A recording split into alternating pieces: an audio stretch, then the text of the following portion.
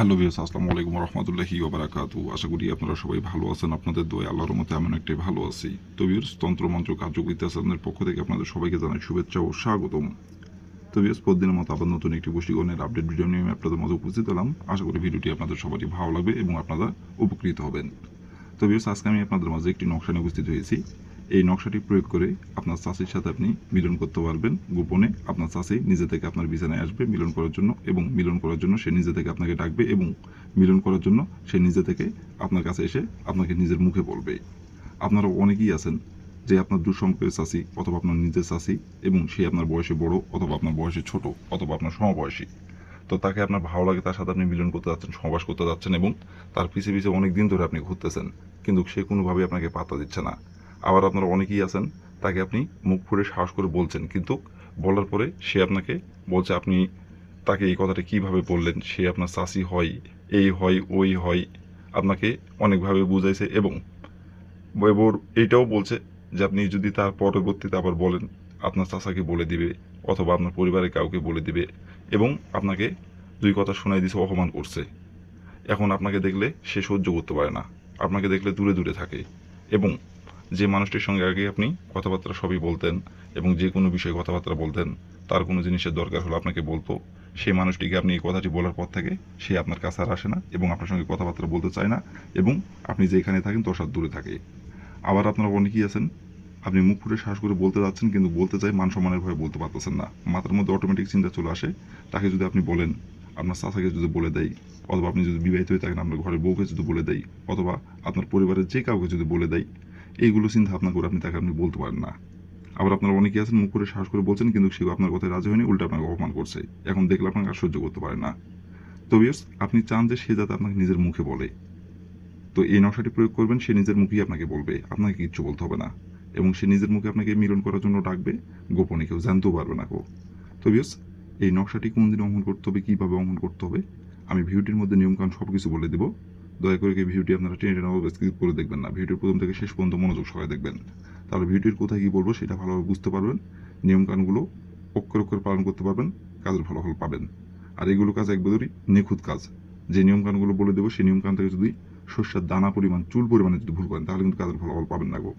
আর যে নিয়মটা বলে দিব অক্ষর অক্ষরে যদি আপনি পালন করতে পারেন, বন্দুকের গুলি মিস হলে আপনার কাজের ফলাফল মিস হবে না গো। আর এটি আমার পরীক্ষিত নকশা, এই নকশাটি দিয়ে আমি অনেক কয়েকবার কাজ করছি, সফলতা অর্জন করছি, বিদায় আপনাদের মাঝে দেওয়া। যেহেতু আমি ফলাফল পাইছি, আপনারাও পাবেন। শুধু যে নিয়মটা বলে দেবো সেই নিয়মটা খালি অক্ষর অক্ষরে পালন করবেন, তাহলেই ফলাফল পেয়ে যাবেন। বন্দুকের গুলি মিস হলেও কাজের ফলাফল মিস হবে না।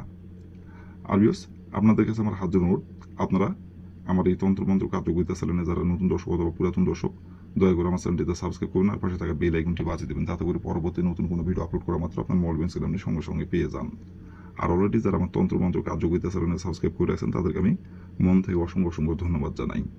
আর ভিউয়ার্স, ভিডিওটি আপনারা দেখে কাজ করার আগে অবশ্যই কিন্তু অনুমতি নেবেন, অনুমতি নিয়ে কাজ করবেন। অনুমতি ছাড়া যদি কাজ করেন, কাজে কিন্তু ফলাফল পাবেন না গো। যতই সঠিক নিয়মে কাজ করেন, তারপরেও ফলাফল পাবেন না গো। অনুমতি নিয়ে কাজ করতে হবে, আর যে নিয়মটা বলে দেবো সেই নিয়মটা খালি অক্ষরে অক্ষরে পালন করবেন, তাহলেই ফলাফল পেয়ে যাবেন। আর অনুমতি নেবেন কীভাবে, কমেন্টে শুধু লিখবেন অনুমতি দেন, তাহলে মন থেকে অনুমতি দেবো, কোনো সমস্যা নাই গো। আর যদি কোনো কারণবশত আপনারা কাজ না করতে পারেন, তাহলে উপর আমার ইমো নাম্বার দেওয়া আছে, নাম্বার আমার সঙ্গে যোগাযোগ করবেন, কন্ট্যাক্ট করবেন, আমি 100% আপনাদের গ্যারান্টি সহকারে কাজ করে দেবো, কোনো সমস্যা নাই। তো বেশ, কথা না বাড়ি কাজের কথায় ফিরে যাই।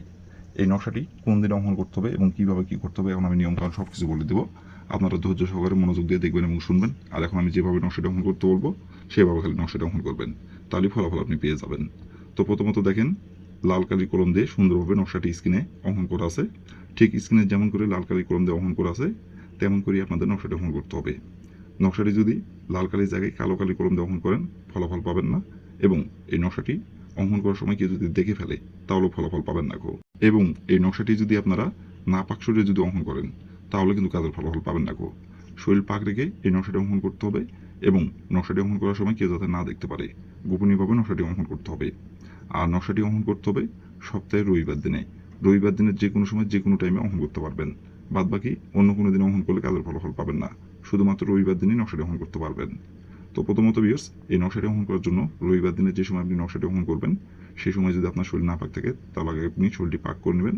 পাক পবিত্র করে নেওয়ার পরে আপনি একটি সাদা খাতার পাতা সংগ্রহ করবেন, আর একটি স্কেল সংগ্রহ করবেন, আর আপনি একটি লাল কালি কলম সংগ্রহ করবেন। সংগ্রহ করে নেওয়ার পরে যে জায়গায় বসে থেকে অঙ্কন করলে মানুষ তো দূরে গেছে, কাকপক্ষীও টের পাবে না, মানুষ তো দূরে গেছে দেখার, কাকপক্ষীও টের পাবে না। এমন একটি জায়গায় বসে থেকে নকশাটি স্ক্রিনে দেখে দেখে অঙ্কন করবেন। স্ক্রিনে যেখানে যেভাবে অঙ্কন করা আছে সেখানে সেভাবে অঙ্কন করবেন। অঙ্কন করে নেওয়ার পরে দেখেন লেখা আছে নাম। প্রথমত এই নামের জায়গায় লিখবেন আপনার নিজের নাম, আর এই জায়গায় এই নামের জায়গায় লিখবেন আপনি আপনার যে চাষিকে আপনি পড়াতে যাচ্ছেন এবং যে চাষিকে আপনি পছন্দ করেন এবং যে চাষির সাথে আপনি মিলন করতে চাচ্ছেন সে চাষির যে নামটি সেই নামটি ওইখানে লিখবেন। লিখে নেওয়ার পরে নকশাটি আপনি সুন্দরভাবে ভাঁজ করবেন। ভাঁজ করার পরে আপনি ওই নকশাটি নিয়ে যায় আপনি আপনার ওই চাষির বাসার আশেপাশে আপনি নকশাটি যায় রেখে আসবেন। রেখে আসার পরে 1 ঘন্টা অপেক্ষা করবেন। 1 ঘন্টা পর যায় আবারও যে জায়গাটি আপনি নকশাটি রেখে আসছেন ওই জায়গা থেকে আবারও নকশাটি আপনি নেবেন। নিয়ে আসার পরে আপনি একটি মোমবাতি আপনি সংগ্রহ করবেন আর একটি গ্যাস লাইট সংগ্রহ করবেন।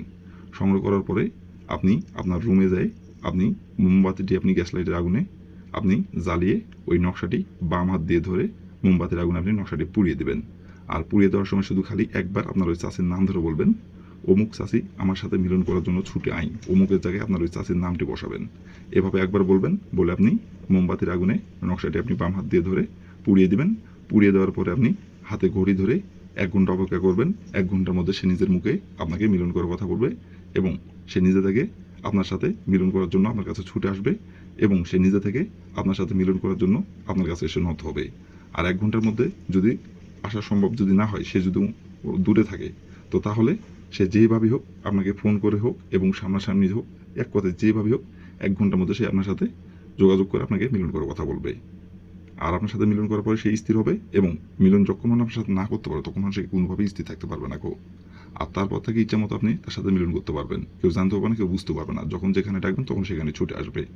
তো বেশ, এই ছিল আমার ভিডিও। ভালো লাগলে লাইক কমেন্ট শেয়ার করবেন। আর দয়া করে বেশ আমার তন্ত্র মন্ত্র কার্যকরিতা সেমিনার পাশে থাকবেন। আসসালামু আলাইকুম রহমতুল্লাহি ওয়া বারাকাতুহু।